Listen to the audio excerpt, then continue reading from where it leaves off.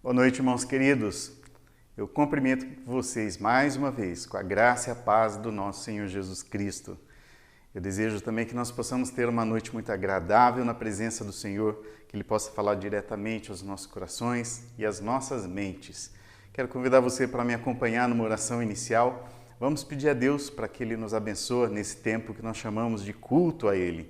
Vamos orar. Senhor Deus, obrigado pela semana que se passou e pela oportunidade que nós estamos tendo mais uma vez de estarmos juntos, cultuando ao Senhor, erguendo nossas vozes em louvor, mas também em clamor ao Senhor, colocando toda a nossa alegria diante do Senhor por tudo aquilo que o Senhor é e tem feito por nós, mas também colocando na presença do Senhor as nossas aflições. O Senhor sabe que esse mundo nos oferece muitos desafios, mas o Senhor venceu esses desafios do mundo e nos convida a não olharmos tanto para essa realidade e olharmos para o Senhor, o que vai trazer alegria e ânimo aos nossos corações. É isso que nós queremos fazer e que nesse tempo de culto possamos prestar mais atenção no Senhor, cultuando, cantando, expressando nossa alegria de estarmos juntos, em união como família, como corpo de Cristo, e recebendo da Tua presença, do Teu poder e também do agir do Senhor em favor das nossas vidas. Obrigado, Deus. Agradecemos e temos muito que agradecer. Em nome de Jesus fazemos isso. Amém. O Salmo 37, versículos 4 e 5, falam o seguinte: deleite-se no Senhor, e Ele atenderá aos desejos do seu coração. Entregue o seu caminho ao Senhor, confie nele e Ele agirá. Muitos já conhecem esse versículo, talvez carregam ele no coração como um daqueles versículos preferidos que tem na Bíblia, porque são versículos que trazem ânimo mesmo à nossa alma, alegria, vida para nós, principalmente naqueles momentos que nós estamos mais perdidos na vida, precisando de uma força, de uma ajuda. E o critério é esse, a alegria, deleitar-se no Senhor, ter satisfação no Senhor e não simplesmente nas coisas da vida, porque elas são passageiras, elas não são seguras o suficiente para nós colocarmos toda a nossa segurança ou nossa expectativa nessas coisas. Trazem sim algumas alegrias temporárias, porque muitas delas são bênçãos mesmo do Senhor, mas melhor do que elas, melhor do que as bênçãos do Senhor, é o próprio Senhor que nos abençoa. Por isso, deleite-se no Senhor, Ele atenderá seu coração. Entregue seu caminho ao Senhor, confia nele, Ele agirá. Se você chegou aqui essa noite com alguma preocupação no coração, eu desejo e eu espero que você consiga entregar para o Senhor todas essas suas preocupações e sentir alegria, terminando esse culto aqui com esse deleite no coração. Confie no Senhor, Ele tem agido e vai continuar a agir. Então, se você já se sentiu motivado com essas palavras do Salmo, eu convido você a expressar sua alegria, então, agora com cânticos de louvor a Deus. Então, vamos erguer nossas vozes e cantar louvores a Ele.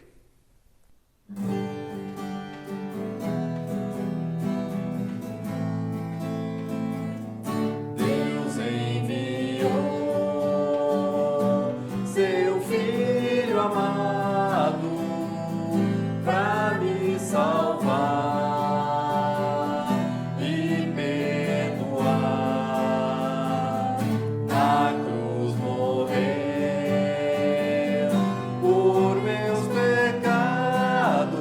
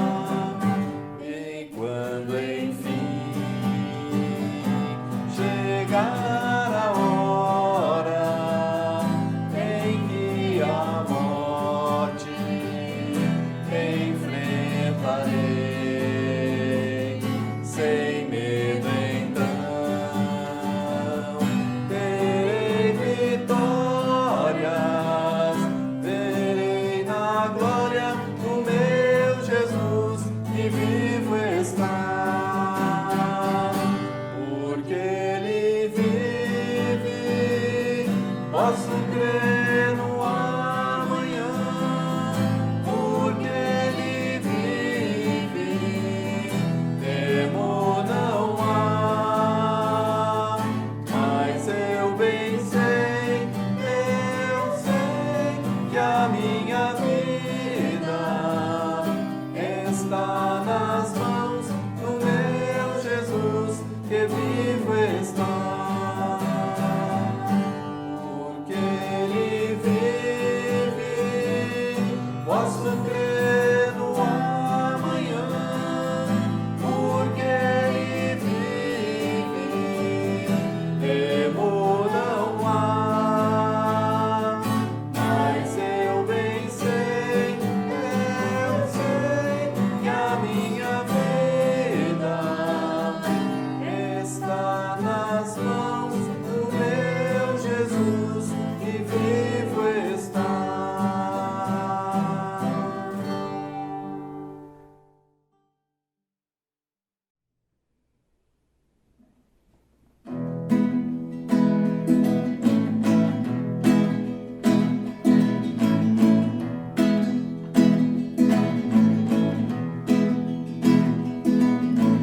Deus é a minha força, a minha fortaleza, socorro bem presente na hora da angústia. O Senhor é a porção da minha herança, aquele que sustenta a minha sorte. Nenhuma arma forjada contra mim há de prosperar, nenhum mal vai me ameaçar, nenhuma praga em minha tenda chegará, nenhuma arma forjada contra mim há de prosperar. Estou firmado na rocha que nunca se abalará.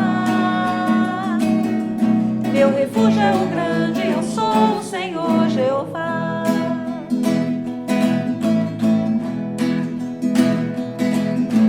Deus é a minha força, a minha fortaleza, socorro bem presente na hora da angústia. O Senhor é a porção da minha herança, aquele que sustenta a minha sorte. Nenhuma arma forjada contra mim há de prosperar, nenhum mal vai me ameaçar, nenhuma praga em minha tenda chegará, nenhuma arma forjada contra mim há de prosperar. Estou firmado na rocha que nunca se abalará.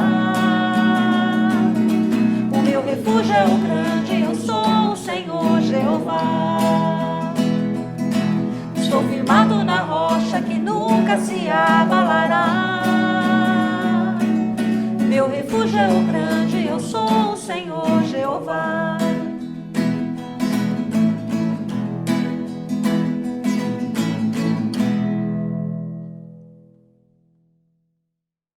Ainda falando sobre aquilo que nós começamos no início do culto, falando sobre as nossas dificuldades, aqueles dois versículos muito conhecidos também, lá da carta de Paulo aos Filipenses, capítulo 4, versículos 6 e 7, que dizem: não andem ansiosos por coisa alguma, mas em tudo, pela oração e súplicas e com ação de graças, apresentem seus pedidos a Deus. E a paz de Deus, que excede todo entendimento, guardará o coração e a mente de vocês em Cristo Jesus. O que Paulo nos ensina, então? Para entregarmos a Deus as nossas petições, as nossas súplicas em oração, mas também com ações de graça. É tempo, então, de orar. É tempo de exercitar exatamente, colocar em prática isso que o apóstolo nos ensina. Vamos ter, então, um tempo de oração. Eu queria deixar reservado esse tempo para você fazer isso, enquanto nós passamos aqui um fundo musical, uma tela só para acompanhar um pouquinho o tempo, e você vai ter oportunidade de colocar as suas súplicas, as suas petições diante de Deus. E tenha certeza, como também o Salmo já tinha falado, Ele há de trabalhar como Ele tem trabalhado em nosso favor. Vamos orar.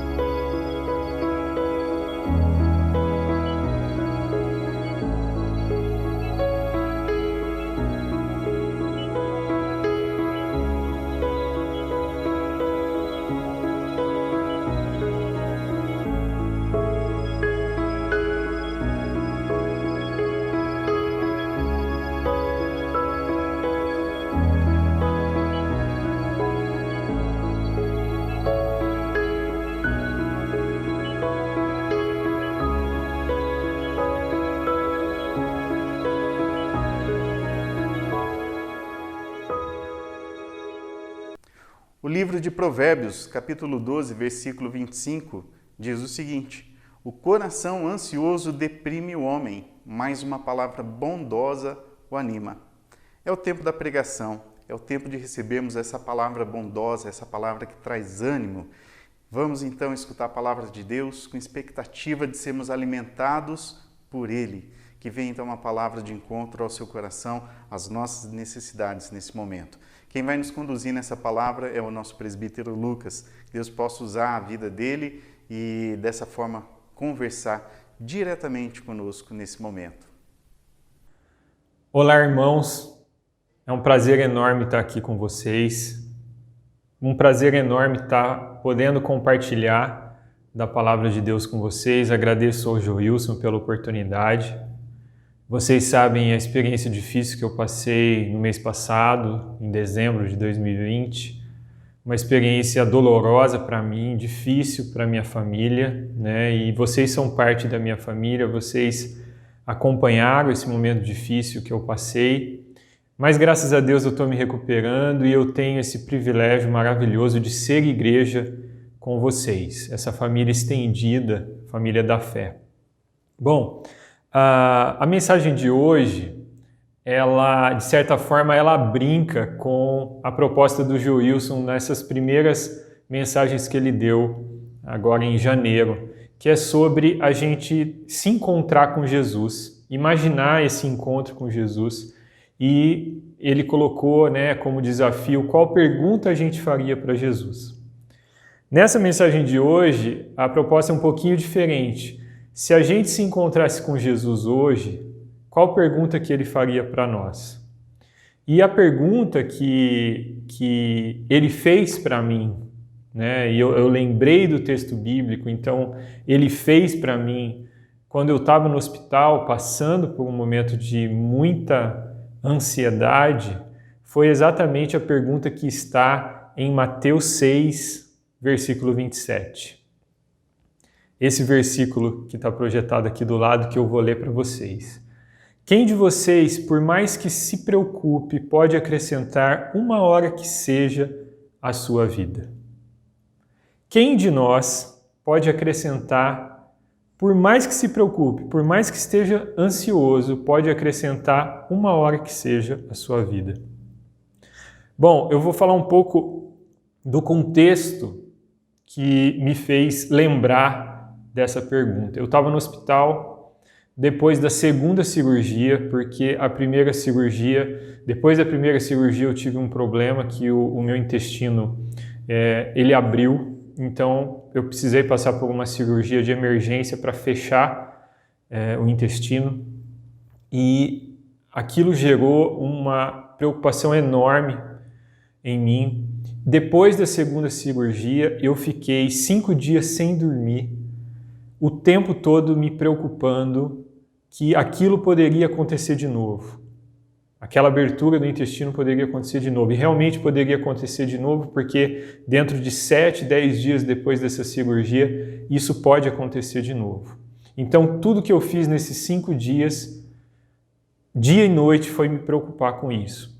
Em uma dessas noites, em uma dessas madrugadas, lá pelas 4 da manhã no hospital, eu estava no limite da minha capacidade de preocupação e de ansiedade. E eu me lembrei desse versículo.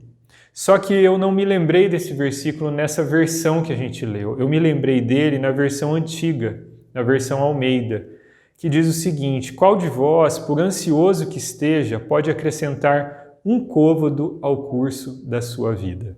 Eu me lembrei dessa versão antiga porque eu já sou velho de igreja e eu aprendi a palavra de Deus nessa versão da Almeida. E eu lembrei, o que mais me marcou foi a palavra côvado. O que é um côvado? Para quem não sabe, côvado era uma medida usada naquela época, que é mais ou menos a distância de um cotovelo de um homem adulto até a ponta do dedo médio. Dá mais ou menos 45 a 50 centímetros.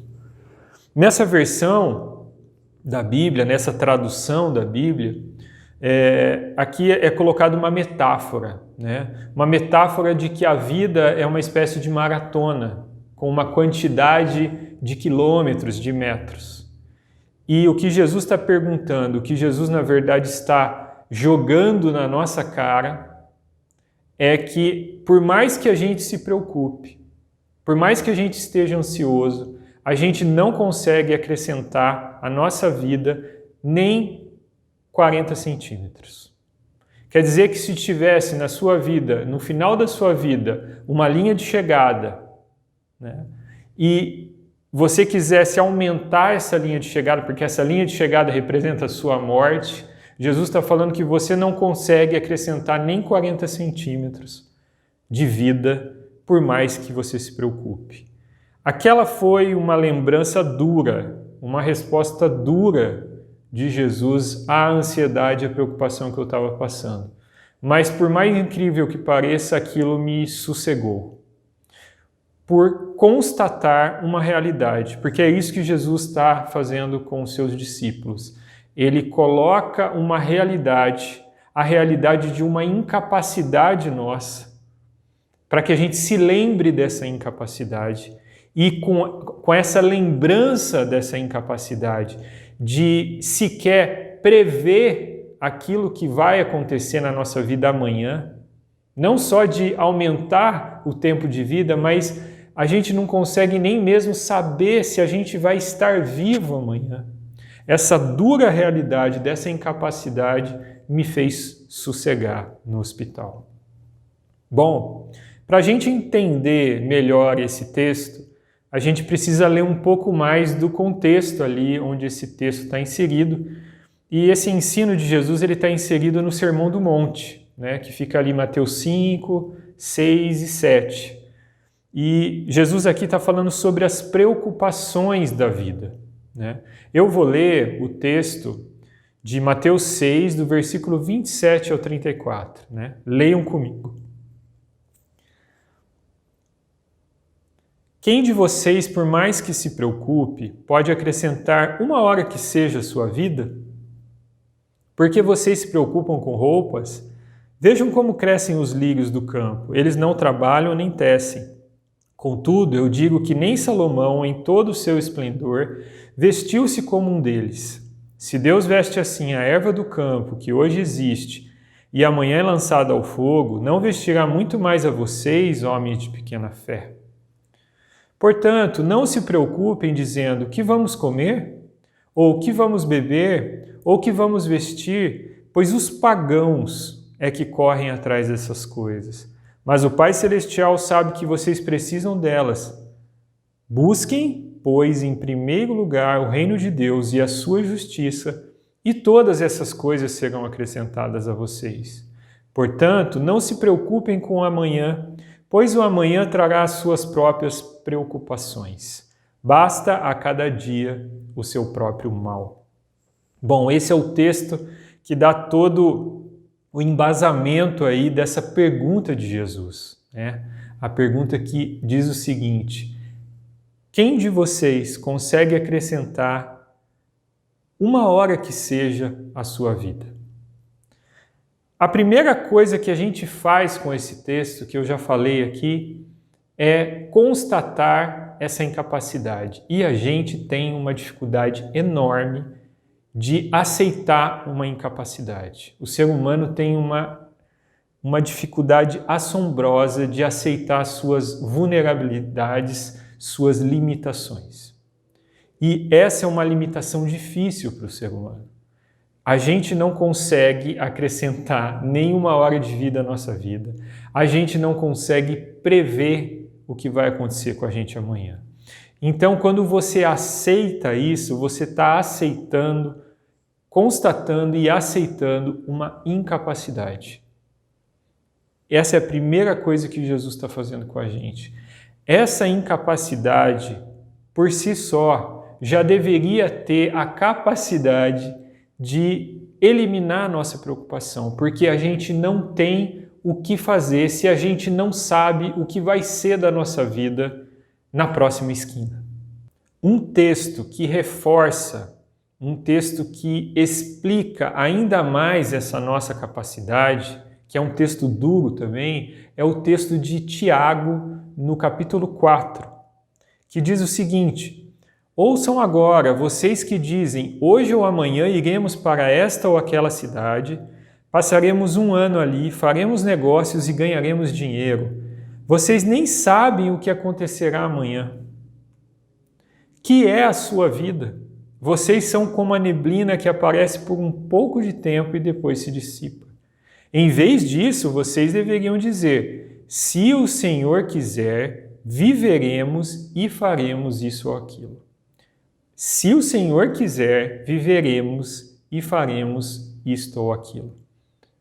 Percebam o impacto dessas palavras de Tiago e como elas estão totalmente relacionadas com essa pergunta de Jesus? Nós não sabemos se nós estaremos vivos amanhã. Nós não sabemos o que vai acontecer com a gente na próxima esquina. Mas se Deus permitir, se Deus quiser, nós viveremos amanhã e faremos isso ou aquilo. Então esse texto demonstra demais essa incapacidade humana e essa necessidade nossa de entregar o nosso porvir a Deus. Bom, depois que Jesus joga essa realidade na nossa cara, que a gente fica ciente, porque é algo que a gente sabe, mas a gente precisa trazer à tona constantemente essa nossa incapacidade. Então, depois que Jesus faz isso, ele apresenta duas soluções. Duas soluções que eu tomei a liberdade aqui de inverter a sequência com que Jesus apresentou elas. Eu inverti pelo seguinte: eu quero dar ênfase na primeira solução e para isso eu quero deixar essa solução por último, para a gente falar disso por último. Então eu peguei aqui essa segunda solução, que é uma solução muito prática, muito realista, eu diria que até filosófica, porque ela não necessita de que a pessoa que vá seguir essa solução seja cristã, seja uma pessoa justificada pela fé, não. Mesmo um ateu, um agnóstico, pode seguir essa solução apresentada para Jesus, este ensinamento colocado por Jesus, que é o que está registrado em Mateus 6,34, que diz o seguinte: portanto, não se preocupem com o amanhã, pois o amanhã trará as suas próprias preocupações. Basta cada dia o seu próprio mal. Percebam aqui que Jesus está falando que como você, como eu, como você não tem capacidade de saber o que vai acontecer amanhã, como a gente não tem capacidade de saber se a vida das pessoas que a gente ama vai continuar existindo, vão continuar permanecendo amanhã, o que a gente tem que fazer é focar naquilo que está dentro do nosso alcance. E o que está dentro do nosso alcance? O hoje, o agora. Esse momento precioso chamado presente é o que a gente tem disponível para a gente agir. E isso é uma dura realidade, principalmente diante de um cenário de pandemia. A gente está preocupado das pessoas que a gente ama pegarem essa doença nova, a gente está preocupado da gente pegar essa doença, a gente está preocupado que se a gente pegar, como é que o nosso corpo vai reagir a essa doença? A gente está preocupado que se os nossos pais, os nossos avós pegarem essa doença, o que vai acontecer com eles? Mas a gente não sabe o que vai acontecer com a gente. Então, essa preocupação ela está multiplicada hoje em dia diante desse cenário de pandemia.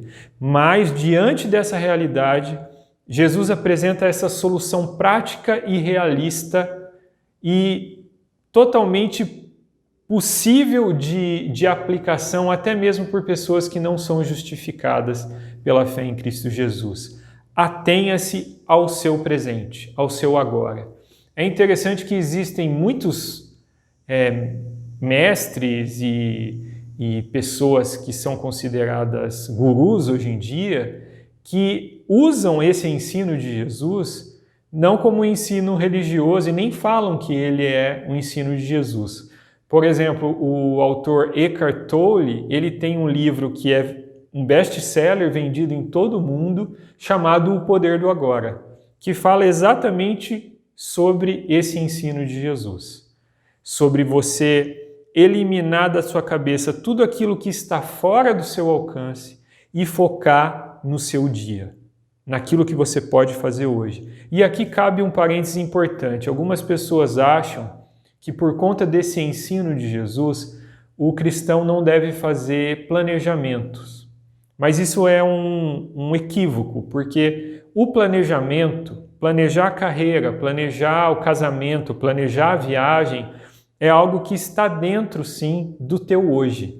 A gente pode planejar hoje alguma coisa que a gente vá realizar mais para frente.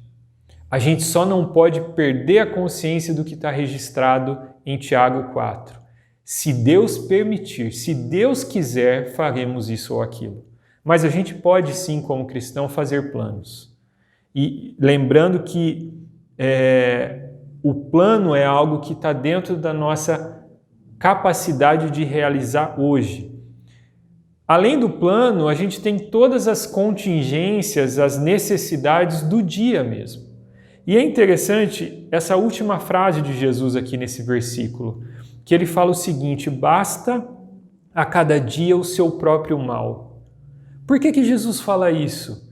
Jesus fala isso pelo seguinte: quando a gente se preocupa, não sei se você já parou para perceber isso, mas quando a gente se preocupa, na verdade a gente está criando uma ficção, uma projeção de algo ruim que vai acontecer, segundo a nossa previsão, lá na frente. Quando você tem uma previsão de que daqui a um mês você não vai ter dinheiro porque você está desempregado, você está criando uma ficção de que daqui a um mês você vai precisar estar pedindo ajuda para os seus parentes.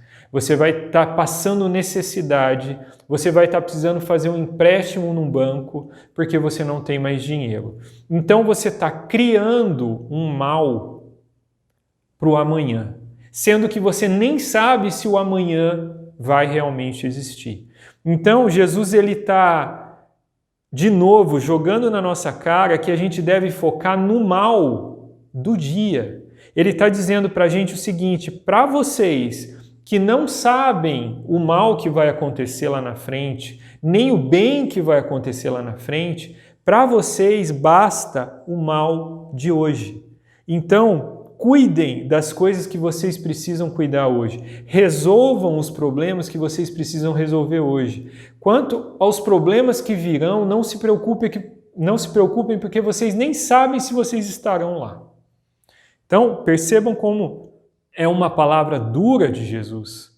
E aqui eu quero falar com você que talvez esteja assistindo e que você ainda não se sente uma pessoa chamada por Cristo Jesus, né? Você pode usar esse ensino de Jesus na sua vida.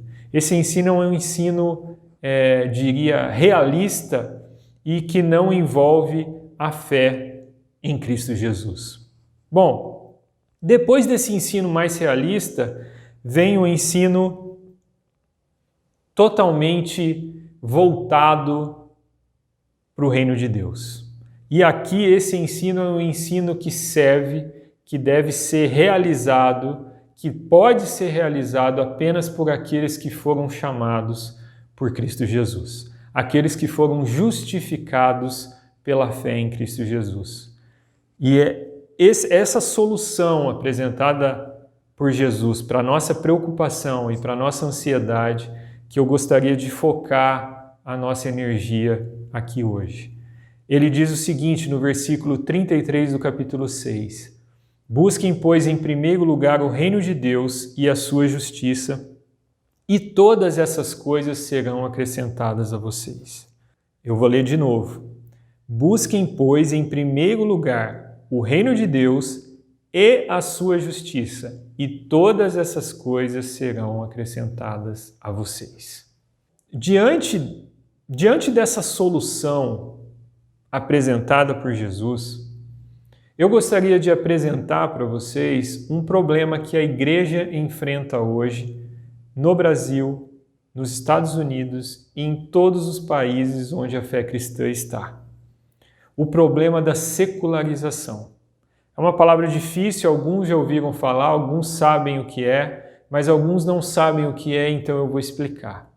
A secularização da igreja é um processo que está acontecendo nas últimas décadas, na qual os cristãos eles deixam de agir, de atuar como cristãos, e eles passam a viver muito mais as coisas do reino dos homens do que as coisas do reino de Deus. Esse processo se chama secularização porque a gente usa ou usava muito a expressão o presente século ou o século para falar das coisas criadas pelos homens, das coisas nas quais são as preocupações do ser humano. As preocupações que foram criadas pelo próprio ser humano. A busca por dinheiro, a busca por felicidade, por conforto, por segurança, todas essas coisas, essas ambições que fazem parte do reino dos homens. O processo de secularização é um processo no qual a igreja ela se mistura nesse proceder da vida com o presente século e ela se torna uma coisa misturada com o presente século. Um exemplo, uma metáfora que eu posso usar para explicar melhor isso é a ideia da gente fazer uma vitamina com frutas. Então você pega um morango, alguns morangos, você pega uma banana, você pega um mamão e você coloca essas frutas dentro do liquidificador e coloca o leite ali, né? E antes de você ligar o liquidificador, você olha para aquelas frutas e você sabe onde começa o morango e onde termina o morango. Você sabe onde começa a banana e onde termina a banana. Você sabe onde começa o mamão e onde termina o mamão. Está tudo ali junto, mas você consegue identificar. Uma vez que você fecha o liquidificador e liquidifica por alguns segundos aquelas frutas e você abre de novo, você não consegue mais distinguir onde começa o morango, onde termina o morango. O processo de secularização da igreja é o processo no qual o cristão ele vive tanto no mundo e tão pouco as coisas do reino de Deus que a gente não sabe, que nem mesmo aqueles que não são cristãos ou aqueles que são cristãos não sabem no que nós nos diferenciamos daqueles que não creem em Jesus Cristo, daqueles que não vivem a realidade do reino de Deus. Essa é uma explicação muito simplista que eu estou fazendo desse problema mundial que é o problema da secularização da igreja. Tá? Nós vivemos esse problema localmente. Esse problema é global, mas nós vivemos esse problema localmente também. E quando eu digo localmente, eu não estou falando só de Campinas. Eu estou falando da nossa igreja presbiteriana Flamboyant. Você pega, por exemplo, os nossos cultos online. Nós temos mais ou menos metade da nossa igreja que assiste os nossos cultos online. Os nossos estudos bíblicos, nós temos mais ou menos apenas 1/3 da igreja que participa dos nossos estudos bíblicos. Nas reuniões de quinta, nós temos menos de 1/4 da nossa igreja que participa das reuniões de oração. Talvez agora você esteja pensando o seguinte: Lucas, mas não é porque eu não participo desses encontros que eu não tenho vivido no reino de Deus. Eu sei disso, eu sei que a vida no reino de Deus tem uma dimensão privada, uma dimensão particular. Mas a gente não pode se esquecer e a gente não pode omitir que a vida no reino de Deus tem uma dimensão comunitária. A nossa igreja é uma pequena partícula do reino de Deus aqui na Terra. Então, é um forte indício de secularização uma igreja na qual a frequência nas atividades dela são baixíssimas. E isso não é um problema só da igreja presbiteriana do Flamboyant, é um problema de igrejas no mundo todo. É um problema de igrejas em Campinas, é um problema de igreja no estado de São Paulo, é um problema de igrejas em todos os lugares, da igreja em todos os lugares. Esse é o processo de secularização.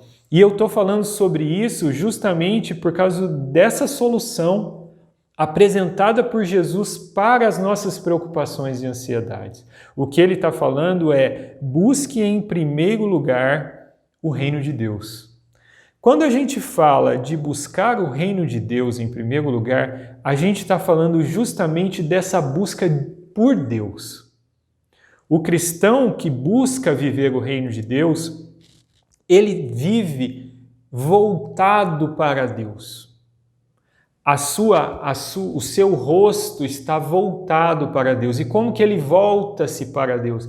Ele volta-se para Deus em oração.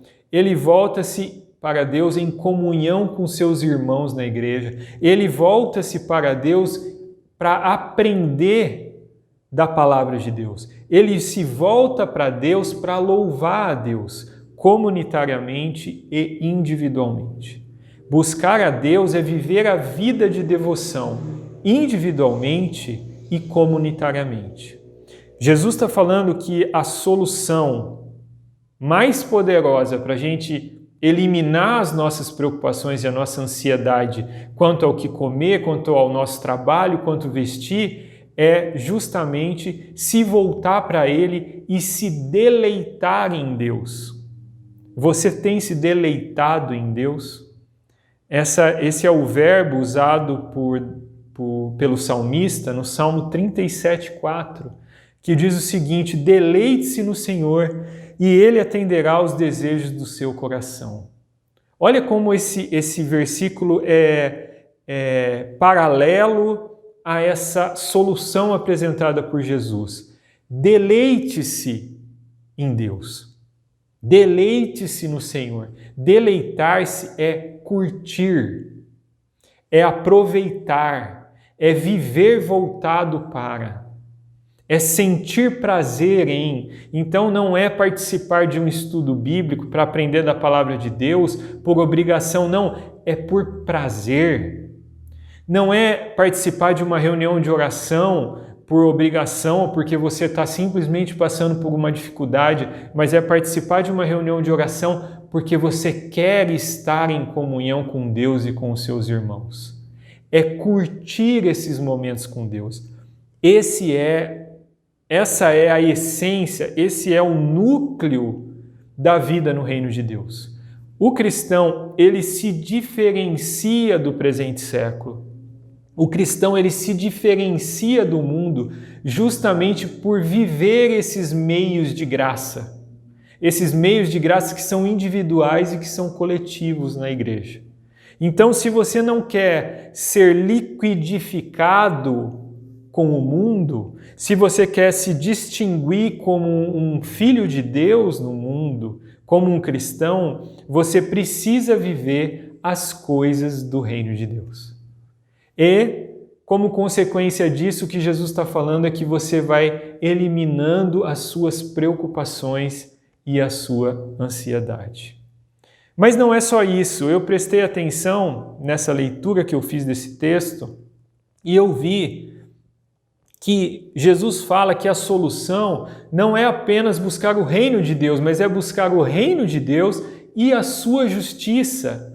Significa que todo reino, e a gente sabe disso, tem um sistema judicial. E o reino de Deus também tem um sistema judicial. Qual é o sistema judicial do reino de Deus?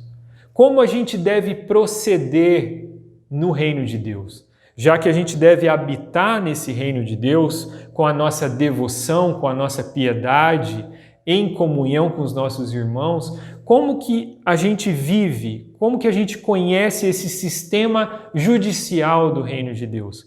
Bom, existem inúmeros textos, inúmeras palavras de Jesus nos quais a gente aprende sobre essa justiça de Deus.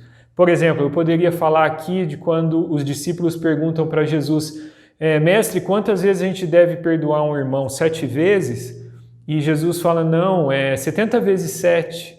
E na verdade o que ele está ensinando é que você deve perdoar indefinidamente os seus irmãos. Isso corresponde a Jesus ensinando como funciona a justiça no reino de Deus. Eu separei um texto aqui que fala bem sobre essa questão da justiça no reino de Deus, que também está presente no Sermão do Monte. Pois eu digo que, se a justiça de vocês não for muito superior à dos fariseus e mestres da lei, de modo nenhum entrarão no reino dos céus. Vocês ouviram o que foi dito aos seus antepassados, não matarás, e quem matar estará sujeito a julgamento. Mas eu digo a vocês que qualquer que se irar contra o seu irmão estará sujeito a julgamento. Olha só como Jesus aqui explica uma porção da justiça no reino de Deus. Ele pega uma lei lá do Velho Testamento e ele traz um novo ensinamento sobre esse mandamento. Ele diz que se você se irar contra o seu irmão, você já vai estar sujeito a julgamento. Então existe uma porção de textos bíblicos que orientam o cristão sobre o seu proceder aqui. O seu proceder privado na sua casa, o seu proceder na igreja, o seu proceder público na presença de todos. Então existem uma série de mandamentos aqui que é aquilo que a gente chama da justiça de Deus, que a gente deve exercer. Porque se a gente não exercer essa justiça do reino de Deus, a gente também vai estar se liquidificando com o mundo e vivendo esse processo de secularização. Para finalizar, eu gostaria de voltar nesse versículo que é a solução dada aqui por Jesus para eliminar as nossas preocupações e a nossa ansiedade, que é a solução que eu estou dando ênfase aqui. Busquem, pois, em primeiro lugar o reino de Deus e a sua justiça, e todas essas coisas serão acrescentadas a vocês. Eu espero que esse seja o anseio da Igreja Presbiteriana do Flamboyant. Buscar em primeiro lugar o reino de Deus e a sua justiça, e que as coisas, as preocupações que nós temos, as demandas que nós temos no dia a dia, que elas sejam acrescentadas conforme a gente vai consagrando a nossa vida ao reino de Deus. Conforme a gente vai vivendo essa vida de devoção e piedade voltados para Deus. Conforme a gente for vivendo essa justiça do reino de Deus e não a justiça do reino dos homens. Eu espero que a Igreja Presbiteriana do Flamboyant a cada dia busque mais se afastar das preocupações, se afastar das ansiedades e estar consagrando a vida ao reino de Deus. Eu gostaria de voltar naquela expressão que me lembrou o texto bíblico que eu coloquei aqui hoje, que é: por mais que você se preocupe, você não pode acrescentar nenhum côvado ao curso da sua vida. Para finalizar, eu quero deixar essa expressão nenhum côvado aqui na tela para que você use como chave de memorização. Sempre que você estiver se preocupando, sempre que você estiver com o seu nível de ansiedade lá em cima, que você se lembre dessa pequena frase: nenhum côvado. A sua preocupação não acrescenta nenhum côvado ao curso da sua vida. Mas aquilo que pode eliminar a sua preocupação, aquilo que pode eliminar a sua ansiedade e a minha ansiedade, é buscar em primeiro lugar o reino de Deus e a sua justiça. Amém. Eu gostaria de fazer uma oração para a gente encerrar. Senhor Deus, muito obrigado, Senhor, pela oportunidade de estar aqui novamente, falando, conversando com os irmãos da Igreja Presbiteriana Flamboyant. E agradeço por mais essa oportunidade de vida, por mais esse dia de vida que o Senhor proporciona a todos nós. Nos ensine, Senhor, nos ensine, nos mova a viver cada dia mais para o Teu reino, Senhor. Que a gente possa viver uma vida de devoção, uma vida de piedade, Senhor, uma vida na qual a gente busca não a justiça humana que é falha, Senhor, e corrupta, mas que a gente busque a justiça do Teu reino, Senhor. E peço por todos os irmãos da Igreja Presbiteriana Flamboyant e por todos aqueles que, porventura, estejam assistindo, Senhor, essa mensagem, Senhor. Abençoa-nos, Senhor, em Cristo Jesus. Amém.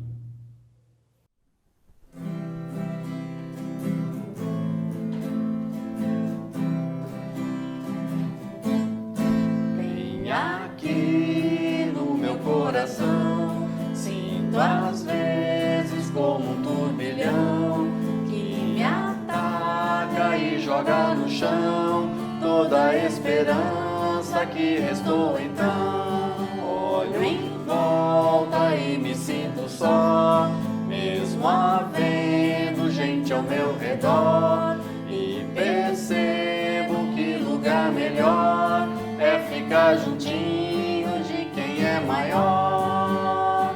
Acalma minha alma, aquieta aí. O Pai tá cuidando de tudo pra ti. Descansa nos braços de quem te quer bem. O Pai não despreza amor de ninguém. Sossega, entrega, espera, vai ficar tudo bem, tudo bem.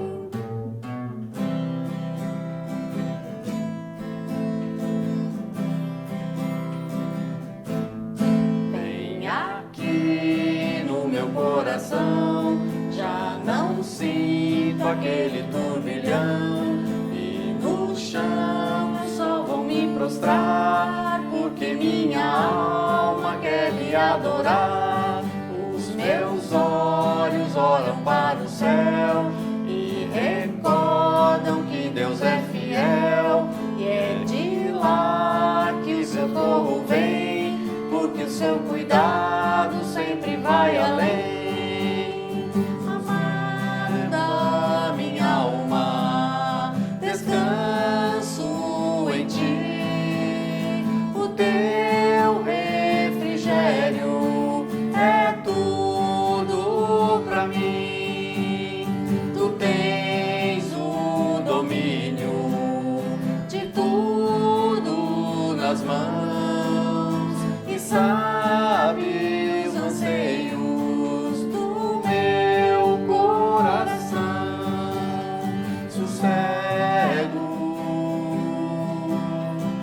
entrego,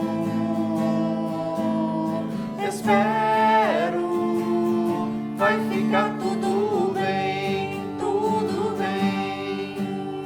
Acalma minha alma, aquieta aí. O Pai tá cuidando de tudo pra ti. Descansa nos braços de quem te quer bem. O Pai não despreza amor de ninguém. Sossega, entrega, espera, vai ficar tudo bem, tudo bem.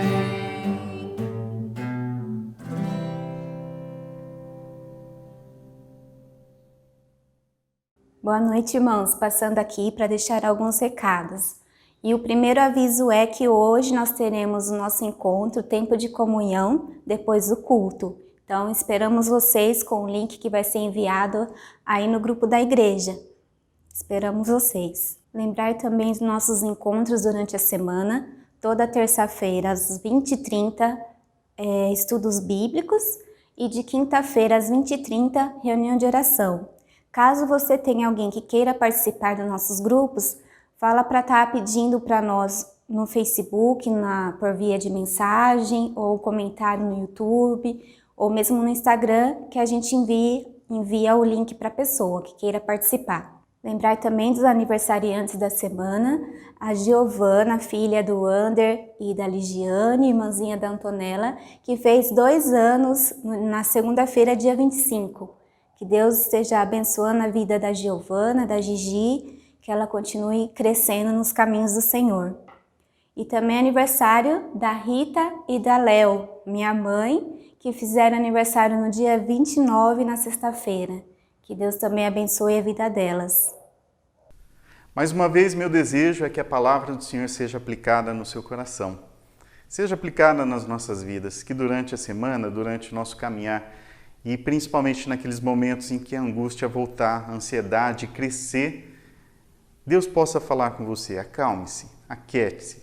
Estou aqui e está tudo sob controle. Deus abençoe sua vida. É o momento da oração final. Eu convido mais uma vez todos vocês a me acompanharem nessa oração e logo em seguida vamos impetrar a bênção. Pai bondoso, nós queremos agradecer essa palavra que nosso irmão trouxe e que ela possa fazer eco durante essa semana, durante as nossas experiências, principalmente aquelas que trouxerem certa ansiedade para nós. Muitas vezes queremos ter o controle da vida, queremos saber tudo o que vai acontecer hoje, amanhã, no futuro até mais distante. Mas não somos nada, Deus. Nada, só que amados pelo Senhor. Nós temos consciência de que somos muito pequenos, mas mesmo assim também temos consciência do grande amor do Senhor em nosso favor. E é com essa consciência que queremos seguir. Que ela seja superior aos nossos pensamentos, às nossas preocupações, às nossas ansiedades. Não podemos controlar a vida e isso não cabe a nós. Cabe ao Senhor, que é o Senhor da história, é o Senhor das nossas vidas. Possamos seguir em paz, então, por mais essa semana e por todos os dias que o Senhor nos conservar com vida. Em nome de Cristo, o nosso Senhor, que oramos. Amém. Queridos irmãos, eu desejo que a graça do Senhor Jesus Cristo, que o amor de Deus o Pai, as ternas consolações do Espírito Santo acompanhem vocês, hoje e para todo sempre. Amém. Boa semana, Deus os abençoe.